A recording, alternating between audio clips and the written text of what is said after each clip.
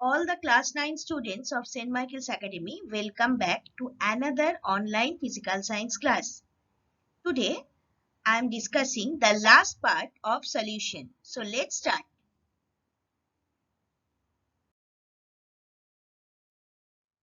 What is water of crystallization? Water of crystallization or water of hydration are water molecules that are present inside crystals. Water is often incorporated in the formation of crystals from aqueous solutions. So you can say for the formation of crystals, the fixed quantity of water molecules which are chemically bonded per molecule of the substance is called water of crystallization. Examples given in a table. Blue vitriol CuSO4 5H2O. These formulae are very important. Read this properly. Glauber salt, sodium sulfate, that is Na2SO4 10H2O. Gypsum, calcium sulfate CaSO4 2H2O. Green vitriol FeSO4 7H2O. White vitriol ZnSO4 7H2O. And Epsom salt MgSO4 7H2O. See, a nice diagram also I have given, that is water of crystallization. That is how it looks like. Now there are other examples also. There are some crystals which crystalline without water of crystallization. For example, saltpeter, potassium nitrate, KNO3, sodium chloride, NaCl, potassium sulfate, K2SO4, urea, CONH2 sugar, C6H12O6, etc.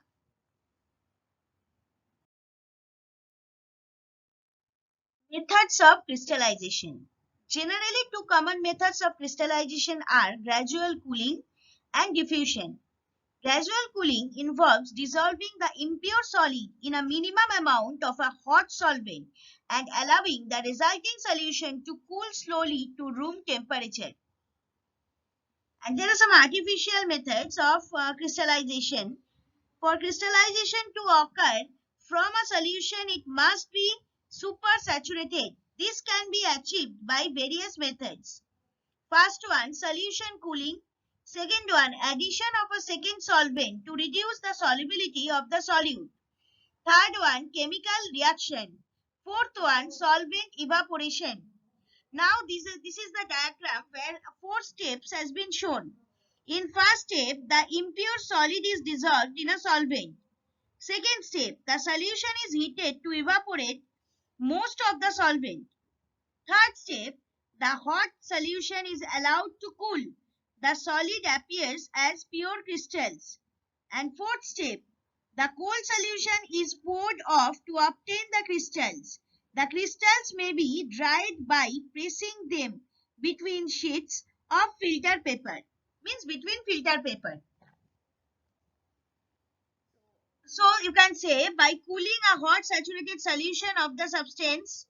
So you can say actually the methods of crystallization, you can accumulate it like this. By cooling a hot saturated solution of the substance, by evaporating a saturated solution of the substance, by cooling a fused mass of the substance, and number 4, by sublimation of certain substances. During crystallization, the hot saturated solution of the substance is allowed to cool slowly. It becomes supersaturated, and at the moment of supersaturation, the excess solute in the solution is separated as crystals, and the solution becomes saturated again at that lower temperature. After the separation of crystals, the saturated solution left is called mother liquor. So what is mother liquor? This definition, this answer of this definition is here only.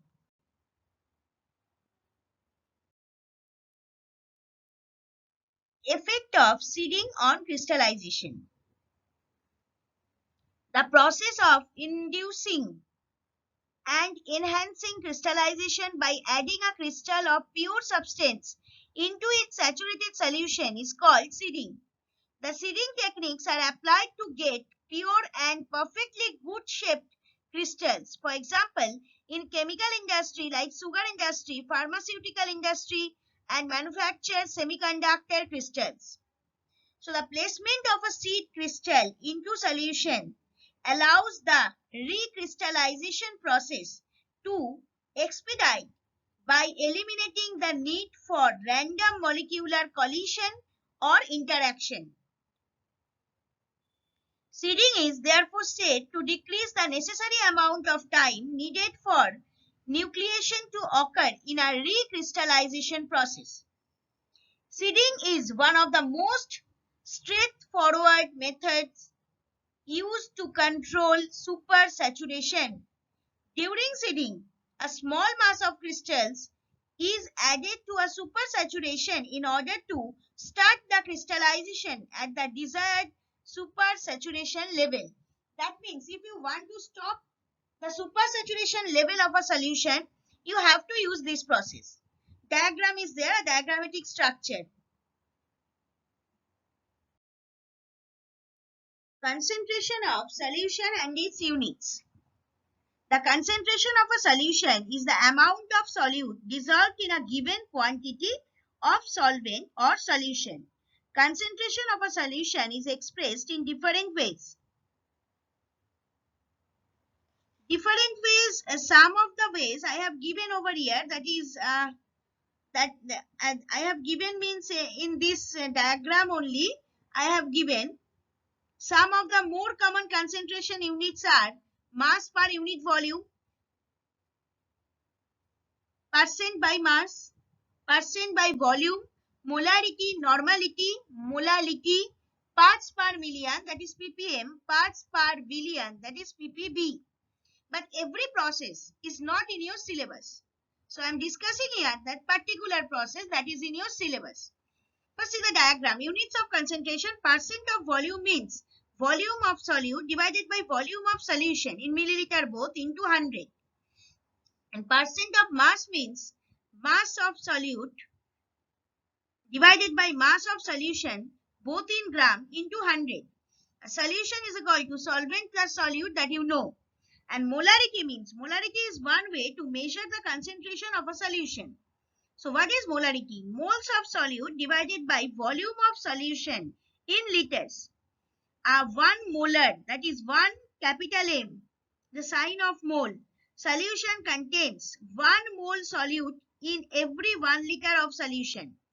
Units of molarity are mole per liter equal to molarity.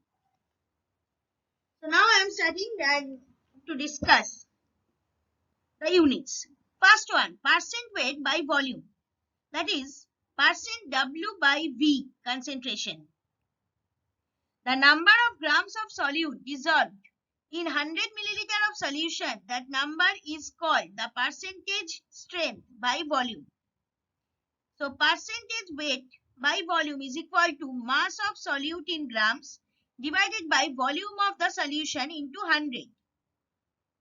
Now what do you mean by 10% solution of NaOH? W by V? An example question I am giving. 10% KOH solution also, like this we can change the solution name. This means this solution contains 10 grams of NaOH per 100 milliliter of solution. Means 10%, that's why 10 gram of NaOH per 100 milliliter of solution. Like this you have to say. Now moles per liter concentration. If 1 gram molecular mass or 1 mole of substance is dissolved in 1 liter, that is 1000 milliliter of solution, it is called a molar solution of a substance. Its unit is moles per liter, expressed as molarity, that is capital M. If molecular mass of solute is M and W gram of solute is dissolved in V milliliter of solution, the molar concentration of molarity of the solution is W into 1000 divided by V into M. So molarity is equal to mass of solute per liter or gram divided by molecular mass of solute. Now the molarity of a solution is the number of moles of the solute dissolved in 1 liter of the solution. Its unit is mole per liter. Now, what do you mean by molarity of a NaOH solution is 2m? This means 2 moles, that is 2 into 40 is equal to 80 grams of NaOH is dissolved in 1 liter of its solution. Molar mass of NaOH, that is molecular mass of NaOH, is 40, that you already know. Now, number 3, gram per liter concentration, G by L. The number of grams of solute dissolved in 1000 milliliter or 1 liter of solution is the gram per liter concentration.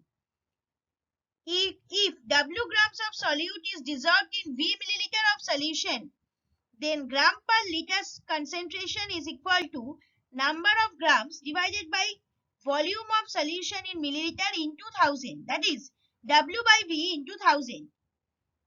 That is, you can say number of grams per liter solution. What do you mean by 10 gram per liter NaOH solution? This means 1 liter of this solution contains 10 gram NaOH. The above 3 types concentration of solution are weight to volume related.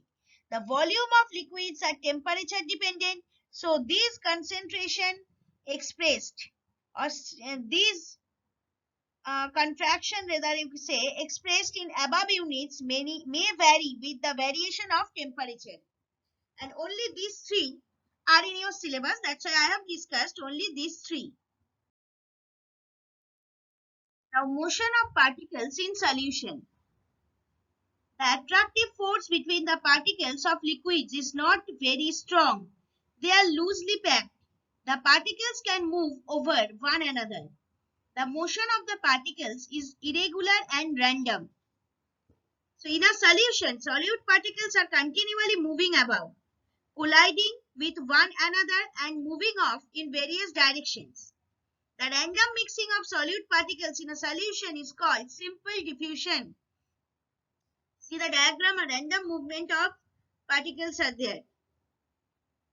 Particles in both liquids and gases, collectively called fluids, move randomly. This is called Brownian motion. Already you knew it.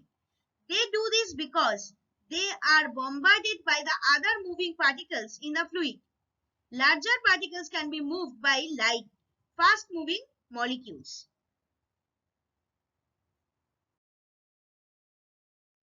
Now the last but not the least part of the solution, that is non-aqueous solvent. Solvents other than water are non-aqueous solvents. Water solution of a substance is called aqueous solution. So an aqueous solution is a solution in which the solvent is water. As water is an excellent solvent and is also naturally abundant, it is a ubiquitous solvent in chemistry. Aqueous solution is water with a pH of 7.0, where the hydrogen ions and hydroxide ions, or you can say hydroxyl ions, are in Arrhenius balance, that is 10 to the power minus 7. Now non-aqueous solvents diagram I have given, where they are forming the colored PPT, that is precipitation. Now, water is a good liquid solvent, yet why we are thinking about other solvent instead of water? My question is this.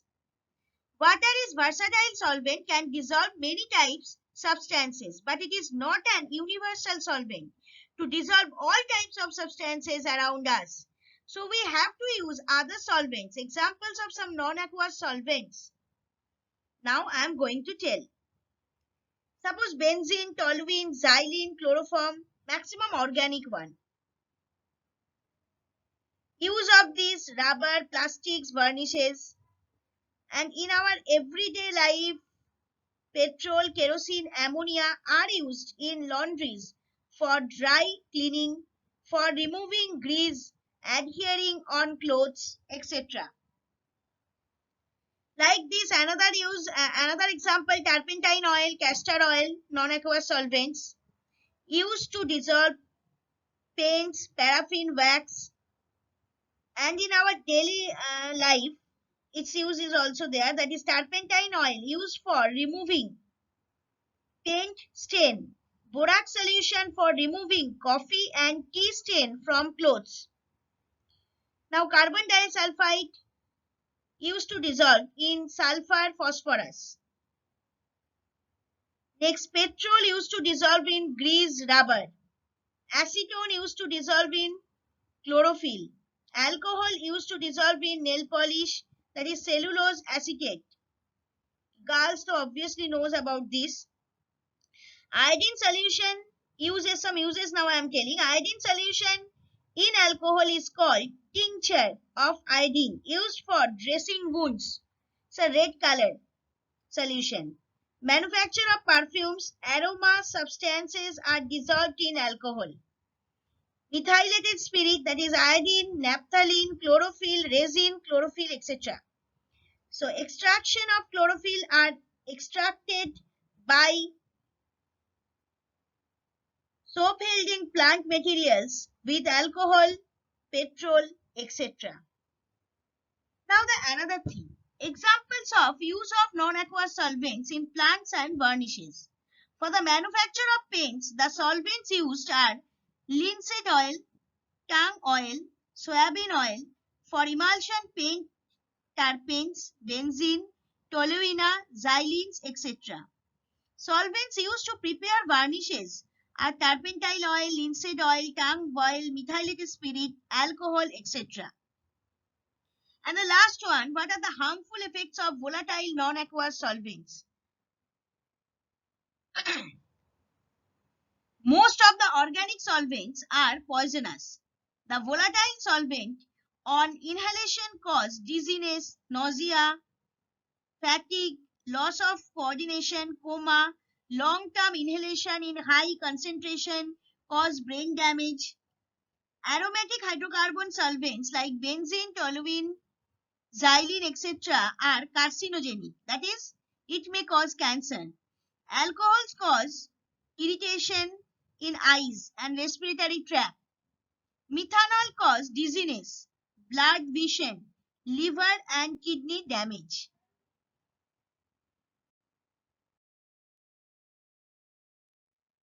Thank you, students. For any doubts or queries, please email me at sudeshna1.sma@outlook.com. Even you need to send your regular physical science assignments in this given email ID. So this is the end of your solution chapter. From the next to next slide, we are going to start either measurement or matter.